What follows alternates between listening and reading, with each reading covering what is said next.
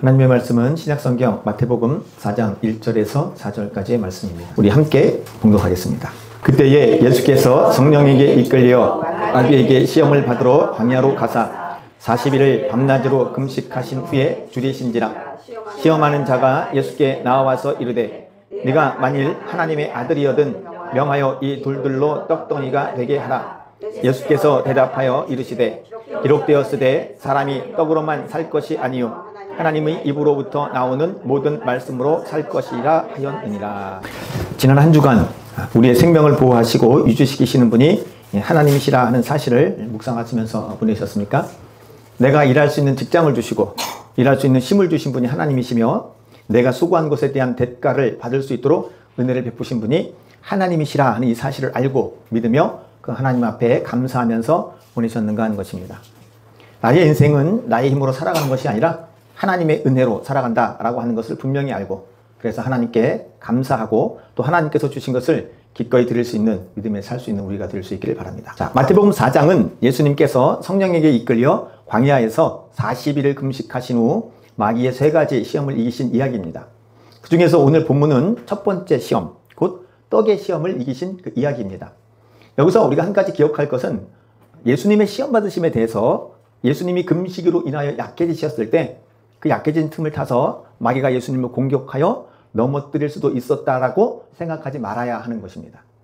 물론 마귀가 예수님을 공격하는 것은 사실이지만 이는 마귀가 예수님을 쓰러뜨릴 수 있다라는 그런 차원이 아니라 예수님께서 마귀를 이기시는 분이시며 이 땅에 하나님의 나라를 임하게 하시는 분이라 하는 것을 보여주시는 사건이라 하는 것입니다.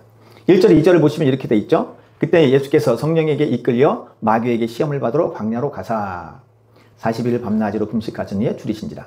자, 1절 보시면 예수님께서 마귀에게 시험을 받으러 광야로 이끈 주체는 마귀가 아니라 성령님이세요. 그죠? 성령에게 이끌려. 마가복음에는 좀 더 강하게 표현합니다. 성령이 곧 예수를 광야로 몰아내신지라. 그러니까 성령님께서 주도하신 것을 분명히 하고 있는 거죠.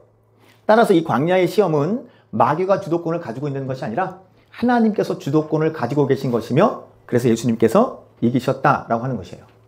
자, 이런 차원에서 이 사건은 과거 광야에서 실패한 옛 이스라엘을 대신하는 새 이스라엘로 대표되는 예수님께서 승리하셨다라는 것을 의미하는 것입니다.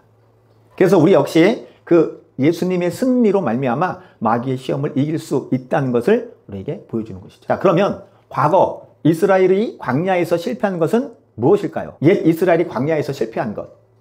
이에 대한 답은 4절에서 예수님께서 인용하신 신명기의 말씀을 통해서 알 수 있습니다. 그것은 하나님의 말씀과 떡의 관계에서의 실패예요. 즉 하나님을 믿고 의존해서 하나님의 말씀에 순종하는 것에 있어서 실패했다는 거죠. 그런데 이것을 예수님이 승리하신 것입니다. 조금 자세히 보도록 하겠습니다. 자, 먼저 40일을 금식하신 예수님에게 마귀가 나와서 이렇게 말해요. 네가 만일 하나님의 아들이거든 명하여 이 돌들로 떡덩이가 되게 하라. 그러자 예수님께서는 신명기 8장의 말씀으로 마귀를 물리치십니다. 기록되었으되 사람이 떡으로만 살 것이 아니요 하나님의 입으로부터 나오는 모든 말씀으로 살 것이니라. 그래서 마귀의 1차 시험을 승리하십니다. 자, 그런데 얼핏 보면 이것이 무슨 예수님을 시험한 것이고 예수님이 마귀를 물리치신 것인지 곧바로 이해가 되지 않습니다. 왜냐하면 야, 네가 전능하신 하나님의 아들이라면 이 돌들로 떡을 만들어서 너의 배고픔을 면하라.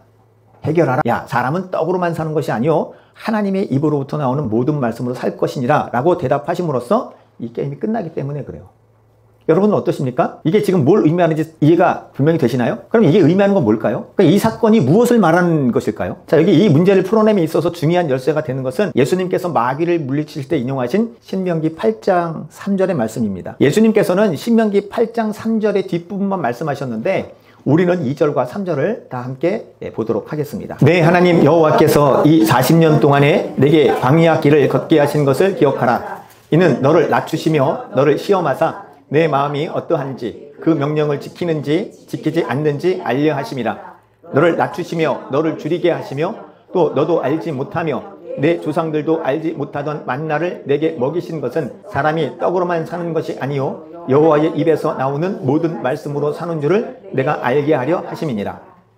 자, 하나님께서 이스라엘로 하여금 광야 생활 가운데 만나를 주신 이유는 이스라엘을 낮추시고 시험하셔서 그들의 마음이 어떠한지, 곧 하나님의 명령을 지키는지 지키지 않는지를 알아보기 위해서 주신 사건이에요. 즉, 사람은 떡으로 사는 것이 아니라 하나님의 입에서 나오는 모든 말씀, 곧 하나님의 말씀에 순종해서 사는 존재라고 하는 것을 알게 하기 위해서 이 만나를 내려주셨다는 거예요. 그러니까 이 만나 사건은 단순히 광야에서 이스라엘을 먹이신 하나님의 권능을 말하는 것이 아니라 하나님의 백성은 무엇으로 사는가에 대한 인간의 실존적인 문제에 초점이 있다는 것이에요. 달리 말하면 하나님은 하나님의 명령을 지키고 하나님의 말씀에 순종하며 하나님을 의존하여 사는 존재라고 하는 인간의 존재론적인 것에 대한 문제를 다루고 있다는 겁니다. 자, 이런 사실은 만나 사건이 기록된 출애굽기 16장에서 우리가 확인을 할 수 있습니다. 시간 관계상 저희가 16장을 다 읽지는 않고 부분만 읽겠습니다.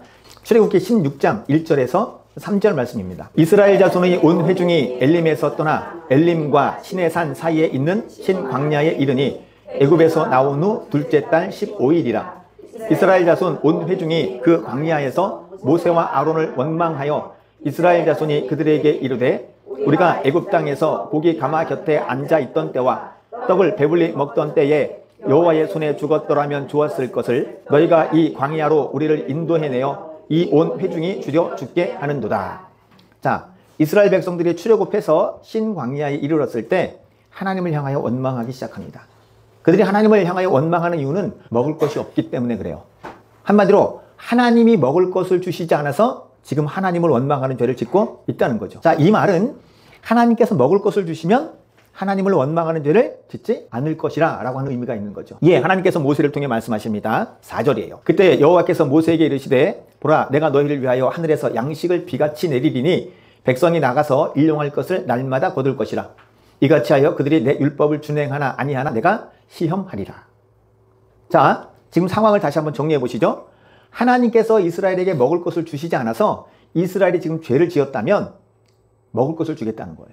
대신 하나님께서 명령하는 것을 순종해야 된다고 하세요. 그 명령은 다른 것이 아니라 일용할 것, 정말 일용, 한 번 먹을 수 있는 그 양식을 날마다 거두는 거예요.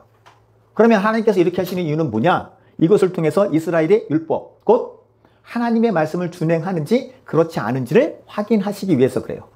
그러면서 순종할 것에 대한 이야기를 조금 더 구체적으로 하십니다. 첫 번째는 하루 양식은 하루에 족하니까 많이 거두어서 남았다 할지라도 그 남은 것은 보관하지 말고 아낌없이 버리라고 하시는 거예요. 두 번째는 6번째 날에는 갑절의 직무를 거두고 제7일에는 나가서 거두지 말라고 하시는 거예요. 안식일에는 나가지 마라. 자, 그런데 이스라엘은 이 하나님의 말씀을 지킴에 있어서 모두 실패합니다. 남겨두지 말라고 하는데도 남겨두어요. 7일에 안식일에는 나가지 마라 하는데도 안식일에도 먹을 것을 주우러 나갑니다. 이것을 통해서 이스라엘은 먹을 것을 주어도 하나님의 말씀에 순종하지 않는다라고 하는 것을 스스로 증명합니다.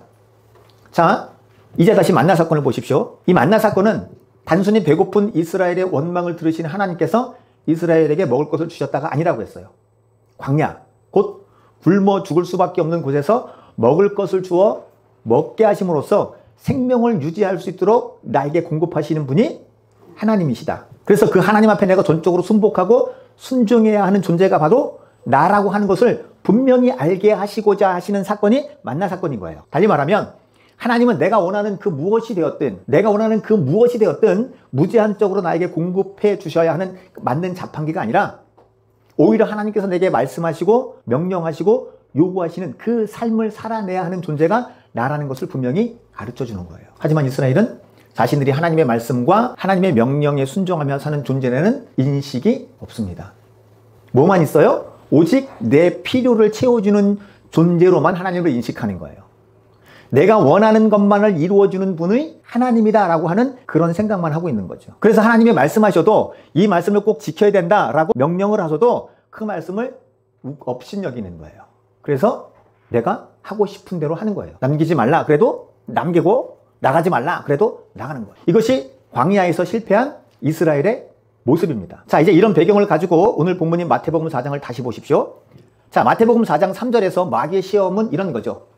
야, 네가 전능하신 하나님의 아들이야? 네가 전능하신 하나님의 아들이라면 그 전능하신 하나님의 능력과 권능으로 네 앞에 돌을 떡이 되게 하여서 40일 동안 굶주린 그 굶주림을 해결하라는 거예요. 한마디로 하나님의 능력을 이용해서 지금 너의 필요를 채우고 네가 원하는 것, 네가 하고 싶은 것 해라는 거예요.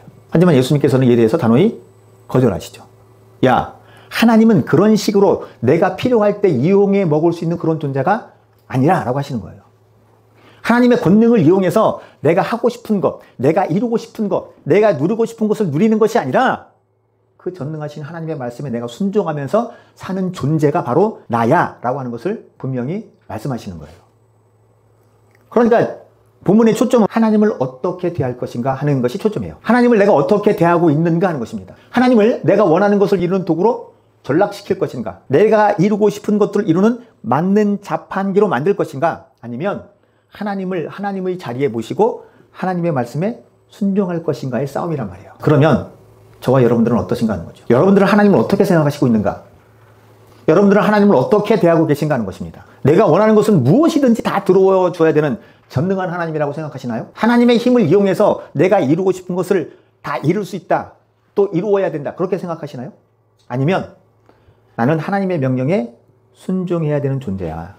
그래서 하나님께서 내게 말씀하시고 명령하신 것을 순종하는 존재야. 그래서 순종하려고 애쓰신다는 것이에요.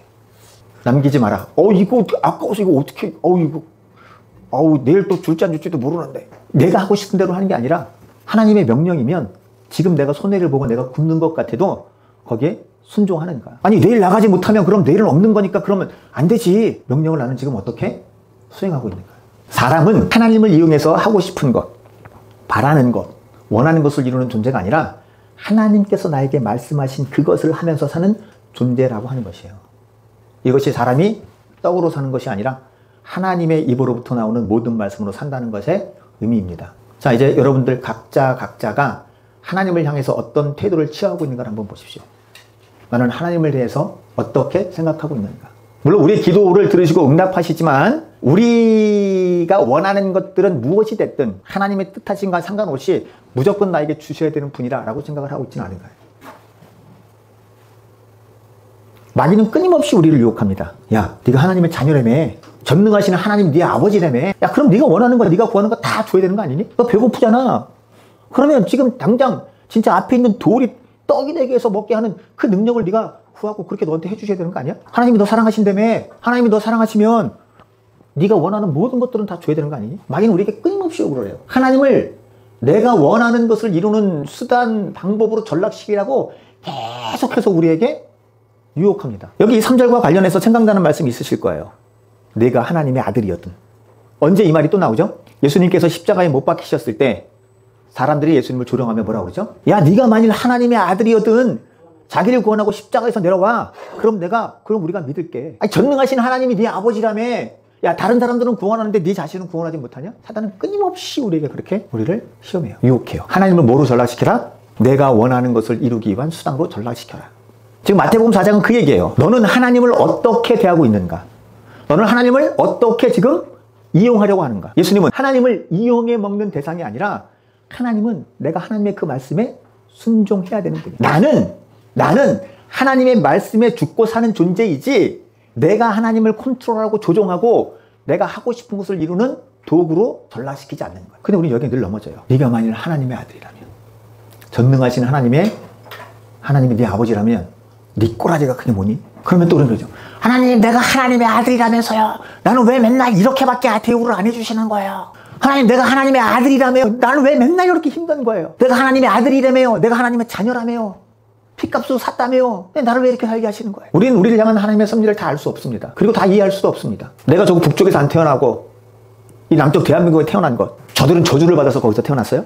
그러면 저들이 저주를 받아서 거기서 태어난 것이 아니라면 지금 내가 당하는 고난도 저주가 아닐 수 있는 거잖아요. 그럼 왜 그러는가? 알 수 있는 것도 있고 모르는 것도 있고, 거기서 마귀는 계속 끊임없이 우리를 시험하는 거예요. 능력이 하나님이라며. 그럼 너는 하나님의 사랑을 못 받나 보네. 앞서 말씀드렸듯이 우리를 향한 하나님의 섭리를 우리가 다 알 수도 없고 다 이해할 수도 없습니다. 그러기에 지금 나를 이렇게 대하시는 것에 대해서 내가 원망을 하거나 불평을 함으로 대적할 것이 아니라 지금 처한 자리, 지금 처한 상황에서 하나님의 뜻을 구하면서 하나님의 말씀과 인도하심에 순종해야 되는 거예요. 그게 예수 믿는 거예요. 예수 믿는 것에 대해서 너무 추상적으로 생각하는 사람들이 있어요. 아, 예수 믿어 구원받은 것이 너무 기뻐요. 기쁘죠. 감사하죠. 그러면 구원받은 것으로 끝이에요? 이 땅에서 천국 가는 그날까지 이 땅에서 삶이 있잖아요. 그 삶을 어떻게 살아내야 되는가? 교회가 예수 그리스도의 십자가의 죽으심과 부활하심으로 우리에게 구원의 은혜가 임한 것도 가르쳐 줘야 되지만, 그래서 그 구원의 감격에 우리가 살아야 되지만, 거기만 머물러 있고 성장하지 않고 자라지 않으면, 각자에게 주어진 십자가를 지고 천성을 향해서 가는 그 삶을 가르쳐 주지 않고 그 삶을 살도록 유도하지 않는다면 어린아이의 신앙을 벗어나라. 오늘 힘들고 고통스러운 것을 쉽게 말하는 것은 아닙니다. 내가 막상 그 자리에 들어가 보면 이거는 뭐 말로 할 수 없는 고통과 고난이. 그러나 예수님이 그 싸움을 이기시는 거예요. 아멘. 예수님이 그 싸움을 이기셔서 아멘. 우리에게도 이길 수 있는 힘을 주시는 거예요. 아멘. 하나님은 어떤 분이시다? 내가 하나님 앞에 순종해야 되는 존재가 나고, 하나님은 나에게 명령하시고 말씀하시는 분이시다. 아멘. 또 우리가 하나님의 말씀에 순종해서 살면 하나님 은혜를 주시잖아요. 그걸 여러분들이 다 경험하면서 사시잖아요. 여러분들을 돌보고 계시고 이끌고 계시고, 당장 내 기도에 응답하시지 않는 것 같아서 내가 힘들고 고통스러운 것은 있죠. 그러나 우리의 전체적인 삶을 보면 하나님께서 우리의 삶을, 우리의 발걸음을 여전히 인도하고 계시는 거예요. 하나님 그렇게 하면 죽을 것 같은데요? 하나님 그렇게 하면 망할 것 같은데요? 우리 생각엔 그래요. 그런데 순종하면 하나님께서 우리에게 은혜를 주세요. 10시가 좀 안 됐나요? 여기 있는데 카톡이 하나 왔어요. 사모님한테 왔어요. 근데 누가 물질을 보낸 거예요. 깜짝 놀랐어요. 근데 그 물질이 막아야 되는 그 금액이야. 더도 아니고 덜도 아니고 딱 그 금액이야. 저와 여러분들은 이렇게 하나님이 공급해 주시는 그 은혜 가운데 사는 사람들이에요. 이걸 분명히 구분하실 수 있죠. 네가 하나님의 아들이거든 네가 모든 원하는 것들을 다 구해라. 그것과 하나님 내게 필요한 일용한 양식을 주옵소서. 이 차이를 아시잖아요. 이 차이를 아시잖아요. 그러니까 우리는 일용한 양식을 위해서 구하는 거예요. 단 하나님을 내 만능 자판기로 전락시키지 않는 거예요. 또 마귀는 계속해서 끊임없이 우리에게 시험할 거예요. 야, 네 하나님의 아들이라며, 하나님 이렇게 전능하시다며, 그 능력을 가지고 너 한번 크게 한번 사는데 한번 쓰임 받게 달라 그래. 크게 한번 한탕 내려달라고 그래. 끊임없이 요구할 거예요. 끊임없이. 이스라엘은 그 요구를 들어줬음에도 실패합니다. 나는 절대로 안 그럽니다. 다 그렇죠. 다 그렇게 결단하고 다짐하죠. 그러나 막상 가보면 나도 그들과 별반 다르지 않을 수 있는 것이 우리 현실이 될 수 있어요. 그래서 나는 하나님을 이용해 먹는 자가 아니라 하나님의 말씀에 순종하는 자라고 하는 것을 담대히 외치면서, 십자가에서 내려오라라고 하는 그 마귀의 조롱과 유혹을 능히 이기면서 우리에게 주어진 삶, 하나님이 나에게 말씀하시고 요구하시고 명령하시는 삶, 그 삶을 살아내야 됩니다. 그것이 우리의 실존이에요. 사람은 무엇으로 사는가? 하나님께서 말씀하신 그 말씀에 순종하면서 사는 존재다. 나는 어떤 존재인가? 나는 하나님의 말씀에 순종하며 사는 존재이다. 그럴 때 하나님께서 저와 여러분들의 인생을 책임지시고 우리의 삶을 이끌어 가십니다. 그런 은혜가 저와 여러분들의 삶에 이어지길 바라고, 마귀의 어떤 유혹 속에서도 나는 하나님의 말씀에 순종하는 자야, 하나님을 만능 자판기로 전락시키지 않아 고백할 수 있는 하나님의 사람들 되실 수 있기를 주님의 이름으로 간절히 축복합니다. 아멘.